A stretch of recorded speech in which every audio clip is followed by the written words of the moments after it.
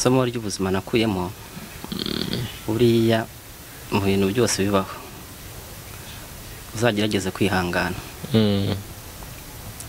kuko kwihangana nicyo kintu cya mbere kibasha gutsinda ibintu byose.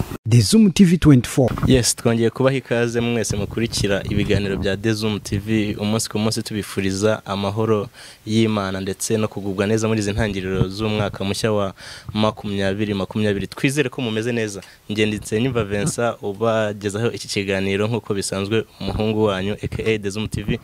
Nkuko mubibona imbere ya kamera turi kumwe n'umupapa. Naye tugiye kuganira uyu munsi. Ariko reka dutangire tumuhe ikaze kuri kamera za ZOOM TV. Murakoze cyane. Mwatangira rero mo twibwira kugira ngo n'abadukurikiye bamenye neza. Amazina yanjye nitwa Karayenga Jean. Ntuye mu karere ka Kirehe. Intara nyine ni Burasirazuba. Umurenge ni wa Nyamugari, akagari ni aka Kiyanzi, umudugudu ni wa Murambi. Yes, ni Karayenga Jean. Makuru Jean. Turashima Imana. Mu Burasirazuba byifashe bite?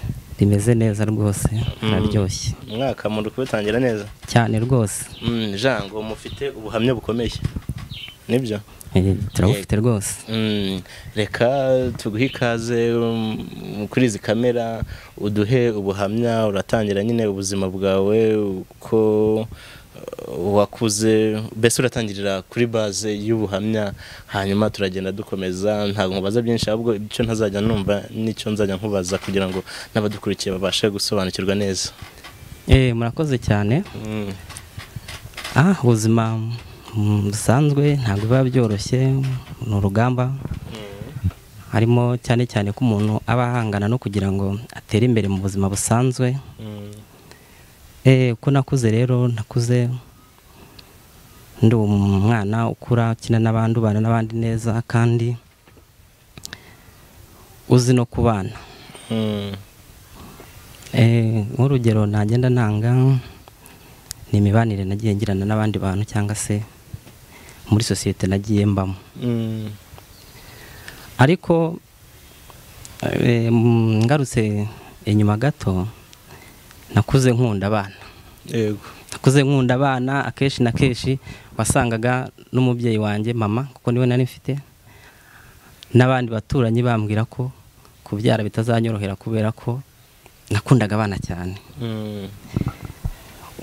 Hari igihe kimwe rero nigeze kuzamuka ahantu nari ngiye mu ishuri ry'abana ku rusengero, mpura n'umumama afite agahinda keshi. Nuko ariko si agahinda gusa, yararimo ari kurira. Mubaza ikimuriza, ariko ari kumwe n'akana gatoya k'agahungu. Uwo mumama nari muzi. Yego. Noneho mubajije ikimuriza, ambwira ko ntacyo nshobora kuba nagikoraho. Ariko ndagumya ndamwinginga, aza kumbwira ko umugabo we babana, umwana afite atari uwe. None umugabo yamubwiye ko kugira ngo bakomeze kubana, uwo mwana agomba kumukura mu rugo rwe. Nari mbazi ari abantu bishoboye bafite n'ubushobozi. Ariko uwo mwana naje kumusaba, icyo gihe nta rugo nari nakagize, nari ntaranubaka inzu yanjye. Ndamumusaba mujyana kwa mama. Icyo gihe nari mfite inka, umwana mushyira mu rugo akajya akamirwa. Nuko nyuma y'igihe gitoya nk'amezi nk'abiri, mama wa mwana yaje kugaruka, arambwira ngo bene wabo Banyamugari bemeye gutwara wa mwana. Nuko umwana ndamumuha. Ubwo mwana mwari mumaranye igihe kingana iki? Baye tumaranye igihe kigera mu mezi 2. Naje icyo gihe nari nkibi wacu, naje kugira ubushobozi bwo kugura ikibanza ndubaka. Ariko nubwo nubatse ntago nahise nzana umugore. Nakomeje gushakisha nyine udufaranga, ariko mfite inzu. Nyuma yaho haje kubaho rero gahunda ya leta yo guca nyakatsi.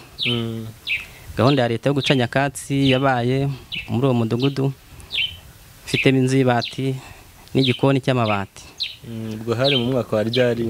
Hari mu 2010. Yego. Hari imiryango rero twari duturanye itari ifite inzu z'ibati. naje gucumbikira imiryango igeze kuri 2, bamwe bacumbikira mu nzu nini, abandi bacumbikira mu gikari. Yego. Noneho rero hari umumama wari ufite abana 7. Umugabo yaramaze igihe yitabye Imana. Noneho wa mama nawe aza kwitaba Imana, asiga abana 7. Abana 7 ubona ko ari ngombwa kubarera, kuko indi miryango yindi base wabo n'abandi nabonaga muri make, nabonaga nta kintu cyinshi bari kubivugaho, cyangwa se urabona ko uyu mubyeyi yapfuye hari ibintu byinshi bavuga, abashaka gutwara abana cyangwa se ababitaho, ariko icyo gihe habayeho guceceka, nta kintu cyavuzwe. Yose abo mu muryango bose barabatererana. Ariko icyo gihe mvuga ko abana bagomba kuguma iwanjye. Nari nyiri umusore nabwo ntari narazana umudamu. Icyo gihe rero abo bana banganaga iki? Umukuru yanganaga iki? Umutangana iki? Ntago bari bakuze, bari batoya, kuko umukuru yari afite imyaka nka 14. Umukuru afite nka 14 cyangwa 15. Yego. Ubwo natangiriye aho no guhangana no kubamenya, kureba ikibatunga, kubitaho. Rwari urugamba rutoroshye kubera ko nari umusore, ntago nari narahinze wenda ngufite ibyo. Yego. Byo nizigamye byo gutunga abana, ariko Nyagasani yakomeje kugenda afasha. Hari ikintu kimwe nahereyeho, mama wabo yapfuye yasize amasaka imifuka 3. Imifuka 3 y'amasaka niyo nazamukiyeho ndera abana dukomeza kubana. Ariko 2 baje kuvamo, umwe yaje kujya mu mujyi wa Kimironko, undi nawe ajya Kibungo arerwa n'umusirikare w'umujepe. Naranabasuye, nabasuye inshuro 2. Abandi 5 basigaye baguma iwanjye, turakomeza duhangana n'ubwo buzima. Ariko icyo nshimira Imana nuko byagenze neza. Yego. Abana ubu bariga, bameze neza, barakeye, kandi ndashimira na leta yaramfashije nayo, kuko niyo ibishyurira mituweli. Leta niyo ibishyurira mituweli, kandi bamaye n'inka. Urwego rwa Kagari, umudugudu n'umurenge n'akarere, hari haje n'intumwa y'akarere. Yego. Nabo bamaye inka. Umuntu wakoze igikorwa cy'indashyikirwa. Inka ubu ndayifite, nta kibazo. Hanyuma tukiri aho ngaho kurera abo bana, kuvuga ngo abana 7 ni abana benshi, umuntu utarigeze ubyara, umuntu utazi imvune zo kurera, akabivuga gutya rukiri umujene, ukiri umusore, umutima wo kuvuga ngo reka nitangira aba bana mbarere nubwo nta kintu mfite ariko bizashoboka, wawukuye he? Byari biri muri nge, kuko numvise ari ibintu bimpata cyane mu mutima. Kandi na kera kose ngira ngo bwa mbere ngeze kukubwira ko abaturanyi cyangwa se n'abandi bantu umwe na bamwe bambwiraga ko ntashobora kuzabona abana kubera ko nakundaga abana cyane. Hari igihe abana bajyaga baza iwanjye bakanarara, kandi nkiri umusore. Akenshi ugasanga ababyeyi babo barimo barabashaka, baza kubashakira iwanjye. Ibyo rero ni ibintu byari muri nge, sinzi uko nabyita, ariko na Nyagasani yagiye abimfashamo, kubera ko nta kibazo kigeze kiba gikomeye cyane. Habaye ikibazo cy'uburwayi burenze, hari n'uwigeze kurwara bikomeye, wa musirikare nakubwiye, urera wa mushiki we bifashamo, tumuvuriza mu bitaro Kibungo, ibintu bigenda neza. Ubu rero narabubakiye, maze kububakira inzu iraciriritse, ariko ubwo nyine nibwo bushobozi nari mfite. Mo ndashaka kugira ngo nabo mbatekeshe, mbaremere urugo, mbaha amatungo, mbahe n'ibyo guheraho byibanze. Noneho ngumye njye mbakurikiranira hafi, ariko bari mu rugo rwabo, cyane cyane ko bamaze no kuba bakuru, nta kibazo gikomeye bagira nk'uko bari kukigira bakiri batoya. Hari umwana umwe wonyine yasize afite umwaka 1 n'igice, uwo niwe bashije kungora kugira ngo amenyere ubuzima. Ngira ngo yaracyonka ariko kubera kugumya kumwitaho no kugumya kuganira na bakuru be na bashiki be byagiye bimfasha bituma akura. Muwe yaguze tarashimishije cyane. Hanyuma kuba uri umuntu w'umusore kurera abana 7 ntabwo byoroshye. Nari nkubajije nti umutima wakuye he, hanyuma ugaragaza ko ari ikintu wakuranye kubarera abana bangana gutyo. Urumva harimo abato bagikeneye ibintu byinshi bitandukanye. Ni iki cyagufashije? Ni ubushobozi wowe wabukuye he, wakoraga iki, cyangwa niki nyirizina cyagufashije kugira ngo barere bakure, dore ko no mwaka n'igice ubu arakuze n'umuntu mukuru nko kubyivugiye? Urebye nta kindi kintu kize kimfasha uretse icyizere. Ngewe niyumvagamo icyizere cy'uko bagomba gukura kandi bakabaho. Yego. Icyo cyizere rero nari mfite nicyo cyakomeje kumfasha. Nta kazi gahambaye nari mfite. Nari umutandi boy ku modoka mpembwa 20,000. Nahembwaga 20,000 ariko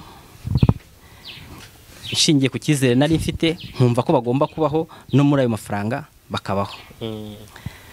Naje gukomeza rero icyo gihe ibyo kurya ntago byahendaga nk'ubu ngubu. Ikiro cy'ibirayi cyaguraga 50. Wagira 5,000 ugaba ufitemo ibiro byinshi. Icyo gihe rero uretse nta kindi kintu kindi nge niyumvagamo ko nshoboye kandi bizakunda. Nta nkunga yindi nigeze nshaka.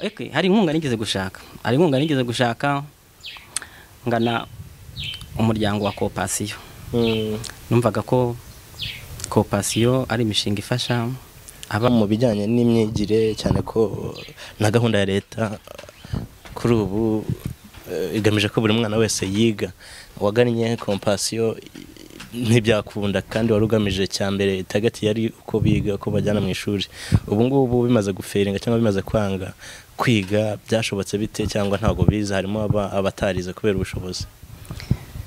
Kwiga bamwe barimo bariga ariko harimo n'abatarize. Abo babiri bakuru barize bageze mu wa 4 primaire bavamo.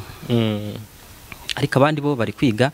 Shimira leta yashyizeho iriya gahunda yo kutishyuza primaire. Muri primaire ntago mvunika cyane, ni nshaka nta makayi n'imyambaro yabo n'andi mafaranga make yakenerwa ku kigo kugira ngo tugendane na gahunda z'ikigo. Ariko ubundi umukobwa yimukiye mu 6 ejo bundi arakora ikizami. Umuhungu nawe akurikiyeho. Abandi bo ntago babashije gukomeza amashuri. No kuba abato ntago bakomeje amashuri cyangwa abato nibo bari mu mashuri. Abato nibo bose n'abandi muto umuhererezi nawe n'umunyeshuri. Wiga mu kangahe we? Wiga mu 4. Yego. Hanyuma ni urugamba rukomeye gufata abana 7 niko nkuko nakomeje kubigarukaho. Ariko wagize gushyira avuga ati nanjye ngomba kwagura umuryango nubwo abana 7 navuga ko bambarwaho, ariko nanjye nshaka kwibyarira abanje. Ugiye gutya urarongora, ushaka umugore. Umaze kubaka urugo nta kibazo cyajemo hagati na madamu wawe? Urumva ko kurera abana bagera kuri 7 ukiri umukobwa, urumva inshingano nazo zazimugiyeho cyane ko wowe utirwaga mu rugo, ntago byabanje kubasharinjinga cyangwa kubagora wowe na madamu kubyumvikanaho? Ntago byagoranye cyane. Cyane ko mbere yuko tunabana yazaga kunsura mu rugo, yarahazi aza abana bahari. Ntago rero byigeze bimugora cyangwa ngo bibe byamuremerera, cyane ko keretse hari ibintu tunguje umuntu. Naho ibintu yarazi, ibintu abana yarababonye ko babi wanjye kandi azi ko ari imfubyi zidafite se na nyina. Nawe yaje nk'umuntu tuje gufatanya urugamba, kandi nakubwira ngo nashatse neza. Kenshi ntago ushobora kubona umudamu ushobora kwemera kurera abana bangana gutyo imyaka nk'iyi ngiyi. Yego. Hanyuma mwego mumaze kubyana na kangahe na madamu? Dufite abana 4. mfite abana 4. Ejo bundi biza gutya ugira igitekerezo cyo kuvuga ati reka mbubakire bari kugenda bakura nabo bateke nk'uko bivuze bagire urwabo rugo batangiye gukura bamwe barere bagenzi babo naho imbaraga zo kubaka cyangwa ubushobozi bwo kubaka wabukuye hehe cyangwa nibyo iwabo bari barasize avuze ko imifuka 2 y'amasaka ni 3 cyangwa hari utundi tuntu bari barasize nk'imirima n'ibiki byagufashije kubaka iriya nzu wanyeretse mu mafoto? Hari isambu yo barayisize ariko icyo gihe uzi ko buriya no guhinga nabyo bisaba ubushobozi bisaba ku mufuka ntabwo uhinga igitari urumwe isambu barayisize nkakomeza kujya nyihinga njyamo n'abakozi hakavamo ikibatunga ariko kandi nigeze kukubwira ko natangiye ndi umutandiboyi ubutandiboyi nabo mazemo imyaka 3 mpita mba umushoferi kuva nabo umushoferi rero sinigeze mbura akazi aho rero hakomeje kugenda hava imbaraga zo kwiyubaka no kubakira noneho abana bo rero madamu nawe yaramfashije nyuma yaje kubona akazi akora akazi no mu dekarara ku mupaka nawe yaje kubona akazi abimfashamo bitewe no kumvikana no kujya inama abimfashamo turabubakira ubu turi hafi kubashyira mu nzu yabo. Byo umutubu afite imyaka 12 nawe amaze gukura yumva wari igitambambugu warigenza hanyuma nagize kukubaza nti imbogamizi wahuye nazo birumvikana ari zo wagiye uhora nazo hari zo wagiye utubwira mbese uretse Imana ikomeje kuguteza intambwe nyine ukagenda ubona akazi ukava ku cyiciro kimwe ujya ku kindi yani noneho mu ingorane twongeye tugaruka ku ngorane wahuye nazo kubarira dore ko kurera bitoroha kurera ntabwo byoroha abana 7 ni benshi ni zihe ngorane zikomeye bavuga wahuye nazo cyangwa ni bihe bisitaza wahuye nabyo mu kurera abo bana bose uko ari 7? Ingorane zo ntizabura ziba ari nyinshi cyane cyane mu rugamba rw'iterambere ariko harimo iziba zikomeye kuruta izindi hari ukuntu hano hari abantu hanze ba rwiyemezamirimo bagenda bahimukira abantu mu by'ukuri hari umuntu nigeze gukorera ndamukorera yari afite ikiraka kinaryoshye kirimo amafaranga menshi muri Tour du Rwanda ndamukorera igihugu cyose ndakizenguruka yena namukorera neza kuko akazi gashojwe yaranshimiye amasezerano uko twari twayagiranye ariko ntago yayubahirije. Tukira ngaho hari muhe mwaka wakoragamo iki muri Tour du Rwanda? Nari umushoferi hari mu mwaka w'2000 ubwo hari mu kwa 12 ku 2013 twitegura kwinjira muri 2014 yaje rero kusinyira sheke itazigamiye nkora ibisabwa n'amategeko ngeze aho ngomba kuyigeza ariko abagombaga kumfasha kugira ngo ikibazo cy'iyo sheke gikemuke ntabwo bigeze bamfasha na bugingo n'ubu biba bikiri mu buyobozi. Biterwa n'iki kudafashwa kandi ikibazo cyawe warakigejeje muri izo nzego? Ntabwo njyewe ubwanjye ntabwo napfa kubimenya cyane cyane ko iyo wamaze kugeza ikibazo mu nzego zibishinzwe utegereza igisubizo rero nakomeje kugitegereza nticyaboneka hamwe byakwanga nkimukira ahandi ariko kugeza na n'ubu ntabwo igisubizo ndakibona ariko ndategereje kandi nagereje nizeye ko bizakunda. Yakwanga kugeza na n'ubu burakiruka kuri ayo mafaranga ujya kubaza ntibakubwire igisubizo ntibakubwire naho ikibazo giherereye? Kugeza na n'ubu ngubu ndacyakurikirana ngira ngo dosiye yahereye Kimironko na hamaze igihe kingana nk'umwaka iza kwimukira mu zindi nzego Gasabo hariya abayobozi ibageraho barayibona naho nahamaze igihe kingana nk'amezi 6 nyamuna ngenda ngaruka bambwira uzagaruke kuwa mbere uzagaruke kwa gatanu uyu munsi hari inama rimwe na rimwe nkana rusumo na telefone ariko ikibazo nigikemuke ikibazo nakigejeje no ku bayobozi b'umujyi wa Kigali polisi ikibazo cyakemuka ikibazo kirakomeza ariko ubu kiri kuri Reba kiri kuri Reba negereje igisubizo cyaho.